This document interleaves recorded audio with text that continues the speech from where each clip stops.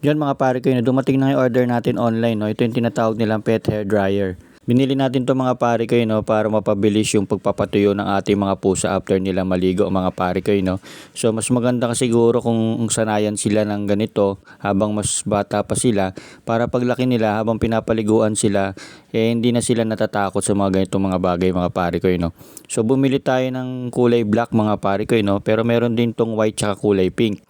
So ito meron daw siyang tinatawag na noise reduction. So titignan natin kung medyo nabawasan yung lakas ng tunog niya mga pare ko yun, no? Kasi ang hair dryer sigurado malakas ang tunog nito. Meron siyang kinakabit ng ganito mga pare ko yun, no? Tapos meron din daw siyang blue light. So ito yung tunog niya mga pare ko yun, no? So medyo malakas din siya pero may button dito na medyo hindi ganun kaingay mga pare ko yun, no? Mahirap kasi pag hindi kagad napatuyo yung ating mga alagang pusa, no? Nagkakasipon sila mga pare ko yun, no? Papaliguan na natin sila mga pare ko yun, no? Mas maganda kung bata pa lang sila, nasasanay na sila maligo, no? Para hindi na sila nagwawala paglaki nila mga pare ko yun, no? Ang gamit pala naming sabon dito mga pare ko ay Madre de Cacao. So napakaganda nito para sa kanilang mga balat at mga balahibo mga pare ko yun, no? So tanggal talaga yung ibang mga dumi dito mga pare ko yun, no? So ilalagay ko lang din yung link dyan sa description, no? Kung saan nabibili itong Madre de Cacao. Meron din akong video niya na ginawan.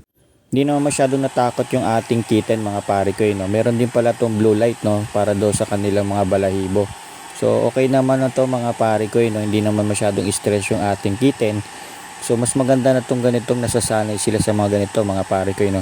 Para pag pinaliguan ulit sila, hindi na sila stress at nangangalmot mga pare ko, no? So good boy naman siya. 3 to 4 minutes lang daw mga pare ko yung kailangan para matuyo, no? So hindi naman siya ganong katagal bago patuyuin. Meron itong 4 key adjustment, no? Yung high speed, hot air, medium speed, natural wind key, high speed, cold air, tsaka yung close key. So kung lalagay ko lang yung sa description yung link nito mga pare kung gusto nyo rin bumili nito para sa inyong mga alagang aso o pusa. Kung gusto mo ng mga ganitong content mga pare ko, no? At hindi ka pa nakasubscribe, subscribe nyo na yung channel ko mga pare ko, no?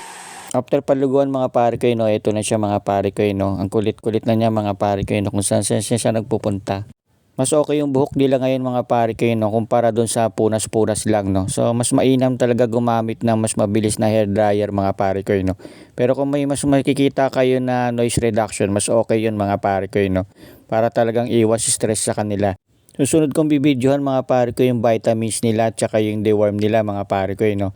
Huwag nyo lang kalimutang i-subscribe yung channel ko at saka yung notification bell pakipindot na rin mga pare ko, no? Para updated kayo sa mga ipopost ko tungkol sa ating mga kittens.